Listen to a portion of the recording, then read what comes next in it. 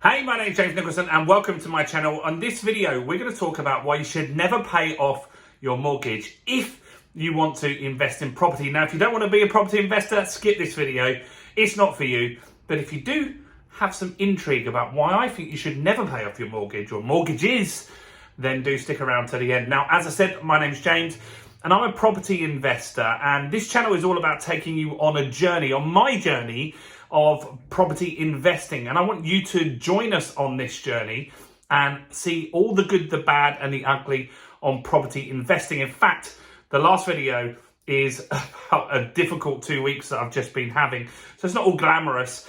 So do go and check that out. Now, we're also building a portfolio for my two daughters. We've got Georgia, who's 21. We've just got our first deal, just about to complete on our second deal, which is what the last video was all about. And my little baby Amelie. So you can join us by taking that finger of power, hitting that subscribe button and smashing the subscribe and hitting the bell and see what happens. Now, property investors, this is aimed at. Now, if you are somebody that just likes certainty and you like to be secure and you're not looking to build a portfolio of houses, then you probably should pay off your mortgage.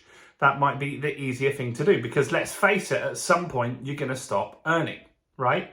However, if you really want to grow some wealth, then it's really not smart to pay off your mortgages, and here's why.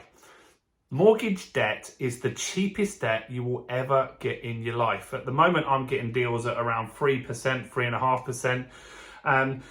Now, I'm borrowing hundreds of thousands of pounds at that sort of rate. If I had that on a credit card, obviously it wouldn't be sustainable. Now, inflation is higher than that, and house prices double every 10 years. So let's just give you some real world numbers on what could happen and how you could build a portfolio and live a very comfortable life if that's what you're interested in doing. So let's talk about 100 grand house. That's the easiest number to work with, really, right? So if you bought a 100k house as an investment property, you would have to put in 25% of the money. Now, there are ways that you don't need to put in 25%. I've got tons of videos on this channel, but just for this demonstration, I'm going to keep it very simple. So if you want to know how to do that, go and check out the other videos on the channel. Now, let's just say it's a 100 grand house. You've got to put an investment in there of 25%, which is easy. It's 25 grand, right? And now you're going to get a mortgage on this for 75 grand. Following along? Hopefully you are. So you've got a 100 grand asset, you owe the bank 75 grand. Now, as investors, there are two types of mortgages you can get. Normally on a residential mortgage where you live, you have something called capital repayment, a repayment mortgage. And so every month you pay off an amount of money and that pays off the interest that you owe and the repayment. And that means your payments are going to be higher. Now, as an investor, we're not so worried about paying off the property. And so what we do is we take something called an interest-only mortgage, and that's the most common type of mortgage.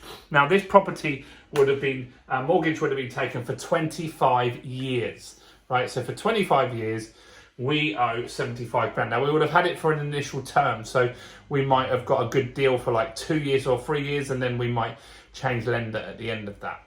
Now, here's how this will work. So we have our net worth now, we've invested 25 grand and our net worth is still 25,000 pounds at this stage because we owe some debt. We own a 100 grand asset. Now, every 10 years on average, and this has gone back till 1066, and it also depends on the area that you're in. So you need to research, and we've got videos on the channel about how to find good areas. You need to find an area where this has happened historically. But on average, every 10 years, your house will double in value. So think about your parents. Ask them, how much did they buy their house for? How much did your grandparents buy their house for? I had some comments on the channel recently where grandparents bought properties for £2,000, right? How many of those do you wish you got back in the day? Maybe in the comments, tell me, what did you buy your house for? What did your parents buy their house for? Any numbers that you know would be interesting to know, and roughly the area as well. So look, in 10 years, this property is now going to be worth how much?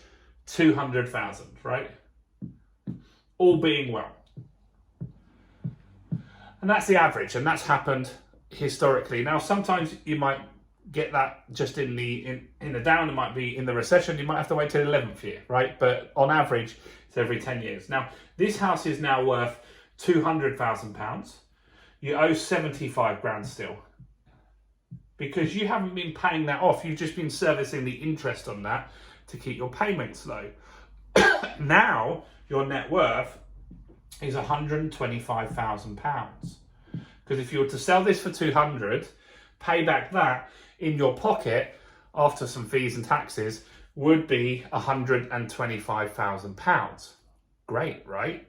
Now, we aren't concerned that this 75 grand is still owed, because in 10 years after that, this house is now going to be worth, so this is at 20 years, this house is now going to be worth £400,000.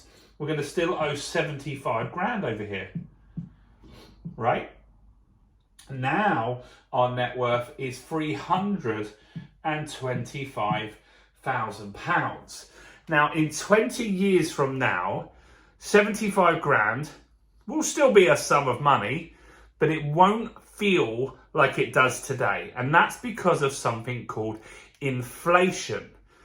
And you think about when you started in a job. So I started in Burger King, and the salary back then was £3 an hour. Back in, God, what was it, 97, I think? It was £3 an hour. Now, if you work in those kind of places in the Surrey and London area, I know it's different in other areas, but in the Surrey and London area, you can earn £12, £11, £12 an hour. So you're earning nearly 4 times as much. Now, average salaries are around 30 grand in the UK at the moment, and in 10 years, hopefully, they'll be up to 50 or 60 grand. And so in 20 years, this won't be such a big sum of money. If you ask your parents, how much did they used to earn a month? My uncle's so proud that he used to earn £20 a week back in the day and live on that, right? But 75 grand won't have the buying power that it has today. So it will be a lot easier to pay it off. You might be able to do two things. In 30 years, right, if this property was worth 800 grand, you could sell the house, right, and you could pay off the 75 grand. If it was an investment, remember, this isn't the house you live in, this is an investment property. You could sell that house and you would walk away with 725k in your pocket, right? And so as investors, we're not looking to pay the debt down. And let me give you some more examples here on what else, why we wouldn't want to pay it down. So let's take this back here. This is what I would do. This is what I do, right? So you buy a 100 grand house, right? Now, in 10 years, all being well, it's now worth 200 grand. Should have kept that up there, right? So we are now worth 125 grand. And we've still owed 75 grand over here. Right, cool. Now, this house, we can now remortgage and take out equity. We can release equity from this property. So this is worth 200 grand here. So we are able to release 75% of the value of the house, which is a 200 grand house, means we can release £150,000. Right, so we can take out £150,000 from this house, pay back that 75, and we would owe the bank 150k, right? So our new mortgage is £150,000, but we've kept 75, right? We owe 150, but we paid back the 75 we owed. We now have 75 grand in our pocket. Now, houses are now £200,000. So let's just say we just bought one more property. Now, to buy a £200,000 house in 10 years from now, you're going to need a £50,000 deposit, right? So you're going to need a 50 grand deposit, and then, so you'd have two houses, right? So let's just work out the mortgages on that, right? So the mortgages on that is going to be 150 in this one. Now this one, the mortgage would be less because we could put in 75 grand if we wanted, right? So I'm just going to keep them in this deal. We could go off and do another deal, but we could use the 75 grand we've released from here, and we could make the mortgage on this just 125. Right. Now, we now owe 150, we owe 275, and our net worth still stays at 125, right? So our net worth is 125 at this stage.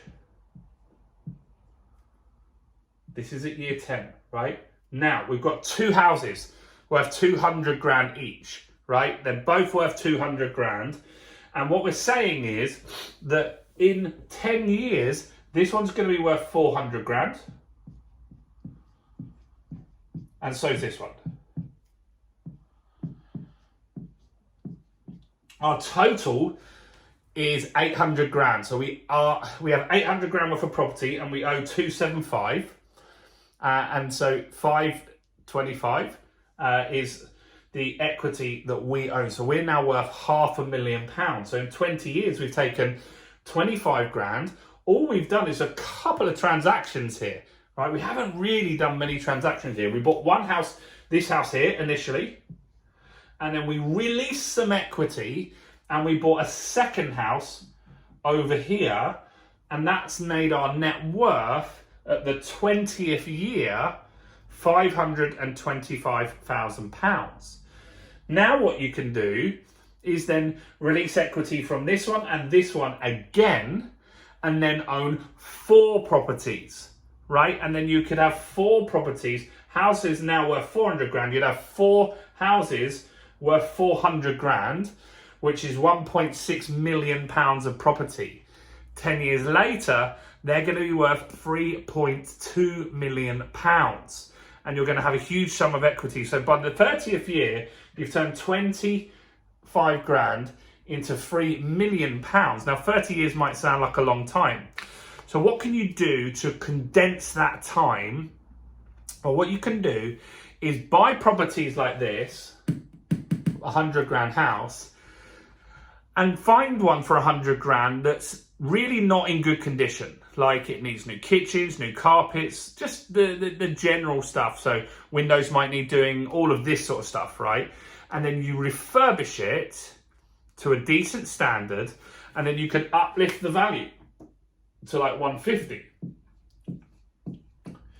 That then has an opportunity to pull some money out of that to do another deal somewhere else, right? And that's a strategy called the Buy-Refurbish-Refinance strategy. And so if you can buy these houses and add value, you can shrink the time that it takes to double the value of the house, right? So if you bought a 100 grand house and in 3 or 4 months did the refurbishment, you could get the value up to 150 in the same year that you purchased it. If you had 2 of those, then you've created 100 grand extra value in your properties. And that's what we do as property investors. We look for houses that are not loved, that need some work.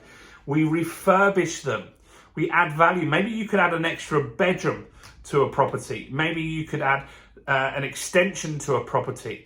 Maybe you can add double glazing. There's tons of things you can do, right, to add value to those properties. And by doing that, then you can put them out to the market and get higher valuations and release more equity to allow you to go again and again and again. So we are talking about a 10-year cycle here, but what we like to do is to do this every 5 years. So we take a property, then we uplift the value by refurbishing it. We take some money out at that point to get our money back out to go again and do another deal. But then at 5 years, we also take out more money as well. And if you do that, that will fund your projects really, really fast going forward. And that is a very, very, very smart strategy. So that's why I don't think you should pay off your mortgage, because if you're leveraging this debt, it's very safe because the bank is going to test all of this, right? So when you apply for a loan, they are going to check that you're going to get enough rent, that the deposit's high enough. They're not going to lend money, because if they don't think that that's the right case, then they're the ones that get stuck with the house that they've got to sell at an auction, right? So that's very, very key here, is that you build the asset value and more. Get more debt. Like, getting mortgage debt is a good thing.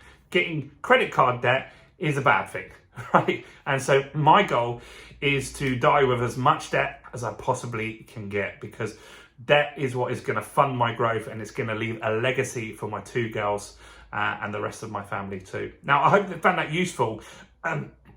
We're actually thinking of running a live event very soon, and I'd like to invite you to join us at that event, and just let us know you want to come by commenting below saying, I'd love to come to one of your live events in London. I just want to get a feel for numbers and see if people actually want me to do that. But yeah, we're considering running a live event in London, so do comment below saying, yeah, I'd love to come to a live event, and we'll get an idea of numbers. And once we know we can get at least 50 people there, then we'll look at getting a hotel hired and getting an event on in London. But you can also join our Facebook group below, and that will tell you all about any questions you got, and you can ask in there and get to know us that little bit better.